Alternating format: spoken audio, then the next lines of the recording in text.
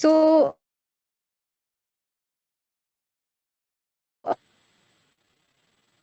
the compelling evidence that is for this emerging risk factor that non-alcoholic fatty liver disease is for both liver-related outcomes as well as other non-communicable diseases.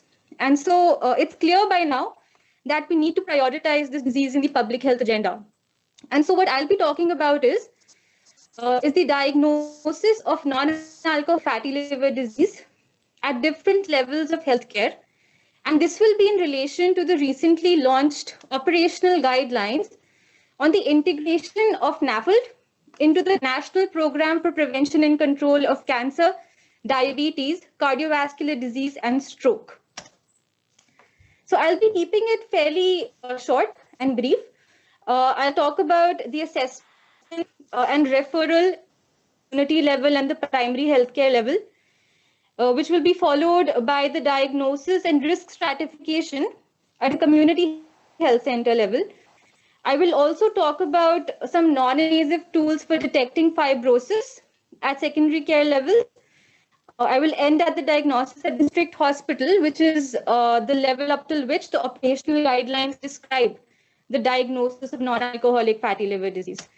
So if you look at the spectrum, and this is described previously by so many other speakers, a very small proportion of patients who have non-alcoholic fatty liver disease go on to develop serious outcomes like liver-related outcomes like hepatitis, and also other serious outcomes like cardiovascular diseases and so on. Key determinant of adverse NAFLD is the degree.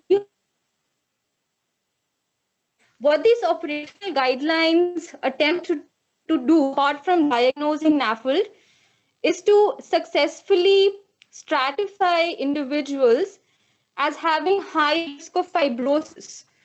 And so this is what is described in the operational guidelines as well.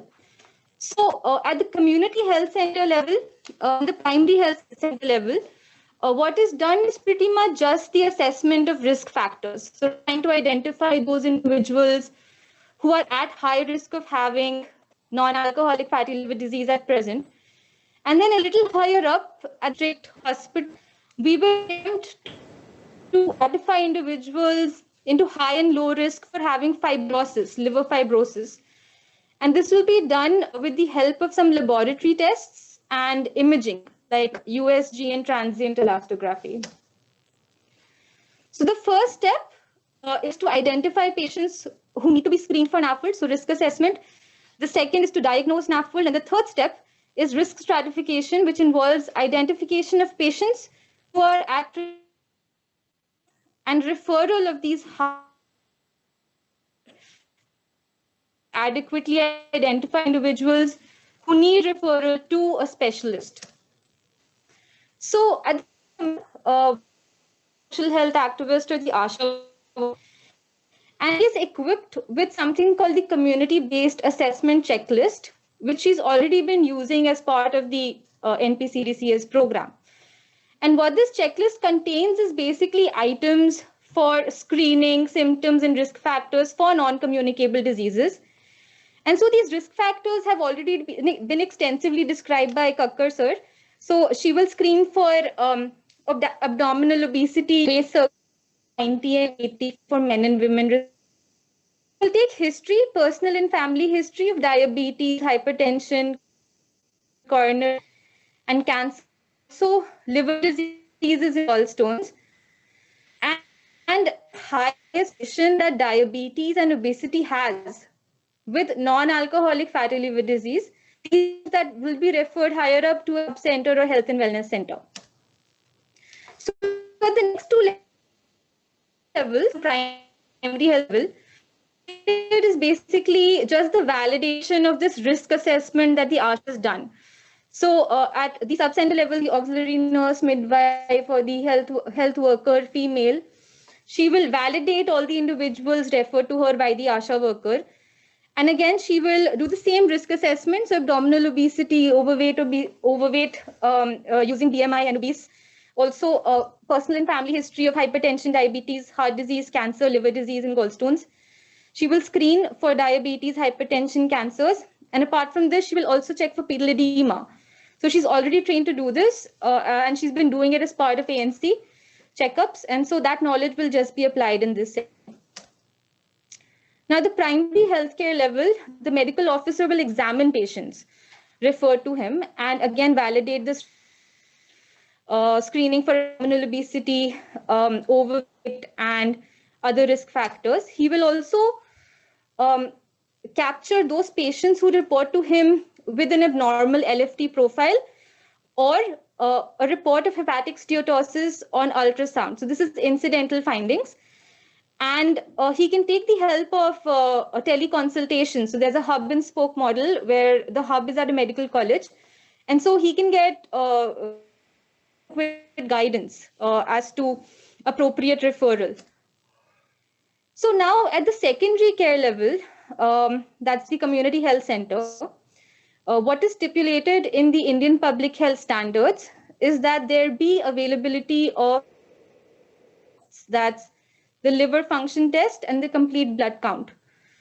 And the information that we obtain from these two blood tests, apart from also some information from the history, will equip us with enough parameters to calculate two scores. So that's the fibrosis 4 score and the NAFLD fibrosis scores. And so what these scores are basically non-invasive biomarkers. They're serological markers that can adequately stratify individuals into high and low risk for advanced fibrosis. So it is desirable that we be able to diagnose NAFLD using ultrasound, and then those diagnosed be subjected to these two non-invasive biomarker tools. However, it's possible that the CHC may not have availability of an ultrasound, which is often the case. However, they are able to achieve carrying out these two blood tests through public-private partnership and outsourcing and so on. And so regardless of whether there's ultrasound or not, the patient's reporting higher up to the CHC should be evaluated using these two non-invasive tools, that's the FIB4 and the NFS. So I'll tell you how they're calculated, but first, this is how they're used. So very high scores and very low scores are useful for us. So they're helpful. And then scores in the middle leave us in a bit of a dilemma. So the ones that are classified or stratified as indeterminate will need further evaluation. And I'll talk about that in subsequent slides. However, very low scores are, we can say for sure that this person will not have advanced liver fibrosis. So what these scores do really well is to rule out advanced liver fibrosis, so especially F3, F4. And so those individuals or NAFLD suspects who are stratified as having low risk, they are referred back to the primary health center for management of risk factors and therapies and counseling for management of those risk factors, and they are reassessed every 3 years. Now, those who are classified as having high risk for advanced liver fibrosis need to be referred further up. So they are referred to a district hospital, tertiary care center for screening and management. Now, they screen for portal hypertension and hepatocellular carcinoma, and they need to be managed for advanced fibrosis. So this is how the scores are calculated. The FIB4 score is particularly really attractive because it only needs 4 parameters for calculation. So the first is age. So of course, the older you are, the more likely you are to have fibrosis. And then the AST, ALT, and the platelet count. So the platelet count reduces in advanced fibrosis, particularly after F3 and F2. So just requires 4 parameters that you can plug into an online calculator. And an app for this is being developed by the ministry, but currently there are plenty of other applications, web-based, iOS, Android, that can calculate these scores for you. Now the NFS score has all of these same parameters that it uses. And apart from that, a few more. The BMI, albumin for synthetic dysfunction, and the presence of diabetes or impaired fasting glucose. So this is all that you require. and you plug in these values and it will churn out a score for you that you can use to stratify risk for advanced liver fibrosis. So you'll see that the sensitivity and the negative predictive values for these scores are pretty good. So what they do really well is that they rule out advanced fibrosis. And you can be fairly certain with very low scores that the patient would not have advanced fibrosis. And with very, very high scores, you could possibly adequately suspect that the patient may have advanced liver fibrosis. These scores, these non-invasive tools have been used in other settings, and it's been reported by some places in the UK that it reduced unnecessary referrals by about 80%. So inappropriate referrals to specialists was reduced by using these tools as a part of the primary care pathway. Now, at the secondary care level, at the district hospital, it is expected that there will be availability of an ultrasound, so diagnosis of NAFLD can take place. But apart from that, the patients that were stratified or classified as having indeterminate risk undergo another imaging modality that's called the transient elastography. It's more popularly known by the trade name FibroScan. And so, again, they assessed using FibroScan, and they're stratified as having low risk and high risk for advanced liver fibrosis. The patients stratified as low risk are referred back to the PHC.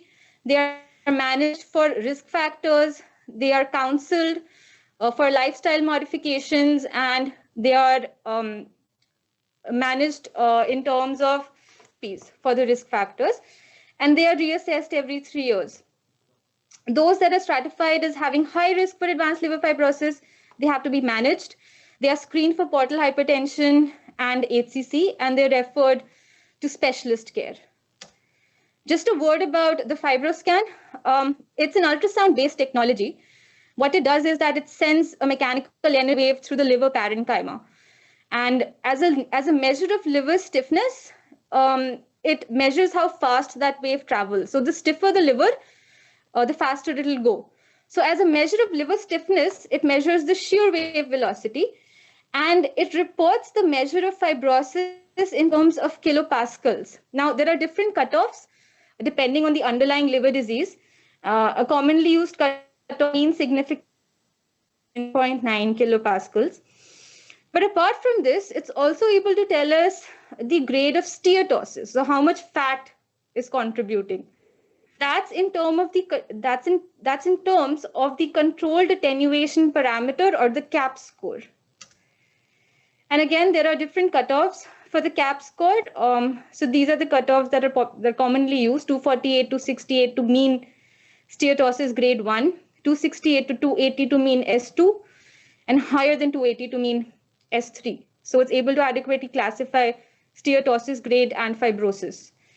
And then, of course, at the tertiary care level, the specialist will choose from a whole array of investigations, uses technical acumen to say which patient is eligible to be assessed by which modality, and of course will also assess who is eligible or the appropriate candidate to undergo biopsy, which is the gold standard. And that's all I have to say. And thank you so much. Back to you, Aarti.